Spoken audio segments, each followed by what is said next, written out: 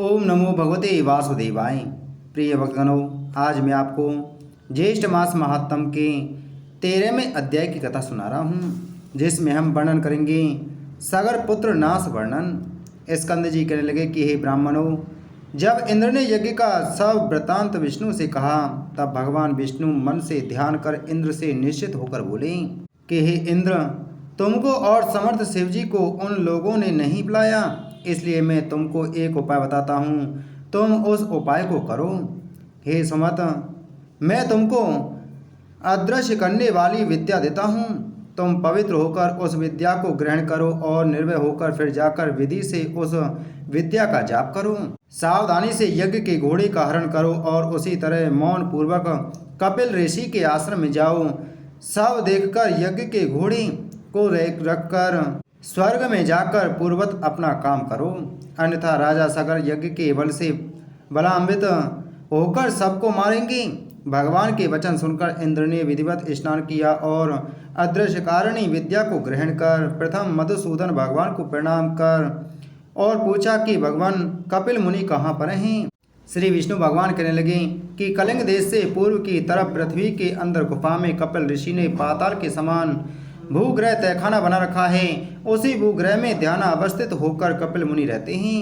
विष्णु भगवान के वचन सुनकर इंद्र यज्ञ के घोड़े के पास गए और भगवान विष्णु के उपदिष्ट विद्या का ऋषि देवता के सहित जब करते हुए यज्ञ के घोड़े को लेकर शीघ्र चले गए, परंतु यह वार्ता किसी को कुछ मालूम न हो सकी।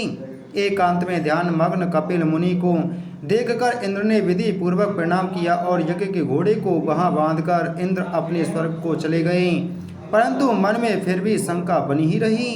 इधर यज्ञ के घोड़े के हरण हो जाने पर उसके रक्षक एक साथ अज्ञान से मोहित होकर सबों ने राजा से आकर कहा कि हे राजन, यज्ञ का घोड़ा कहाँ गया तथा कौन हर कर ले गया, हम नहीं जानते।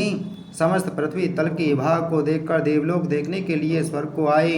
इसके पश्चात नक्षत्र लोग गए और इंद्र की पुरी को गए। संशय में पढ़कर व्याकुल सागर पुत्र इंद्र के प्रत्येक ग्रह में दूसरे को ग्रह तथा नगर में अटारी समस्त शाला वन उपवन दिक्पालों के लोक, तदंतर ब्रह्मलोक कैलाश हिमवान तथा अनेकों मेरु पर्वत समस्त गुफा और शिखर गंधर्व लोक यज्ञ लोक, तदंतर विष्णु लोक में भी गए। इस प्रकार सागर पुत्र सब लोकों में घूमे, परंतु यज्ञ के घोड़े का कहीं पता नहीं लगा। फिर वह पाताल लोक को गए और 7 पातालों को देखा। फिर वह निराश होकर अपने शिविर में गए। सब दुखी होकर प्राण त्यागने को तैयार हो गए और सब काल से प्रेरित होकर पृथ्वी को खोदने लगे।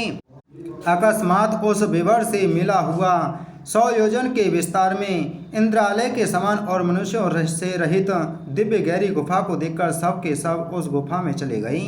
वहां जाकर कमल की रस्सी से बंधा हुआ यज्ञ के घोड़े को देखा और वहां पर ध्यान में मग्न कपिल ऋषि को भी देखा, जो कि केवल मन से ही सृष्टि संहार शाप और अनुग्रह करने वाले हैं। कपिल मुनि के प्रभाव से उन मूर्ख सगर कपिल मुनि को चोर समझकर कहा, इसी ने घोड़ा चुराया है और अब वह से यहाँ ध्यान लगाकर बैठ गया।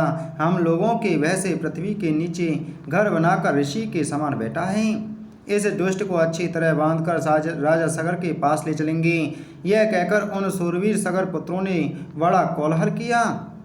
ध्यान को त्याग कर ज्यों ही कपिल मुनि ने उनकी ओर देखा, त्यों ही वे सगर के पुत्र कपिल मुनि की नित्याग्नि से जलकर भस्म हो गए। इति श्री ज्येष्ठ मास महात्म सगर पुत्र नाश वर्णन 13 अध्याय संपूर्ण। बोलो ज्येष्ठ मास महात्म की जय। बोलो विष्णु भगवान की जय।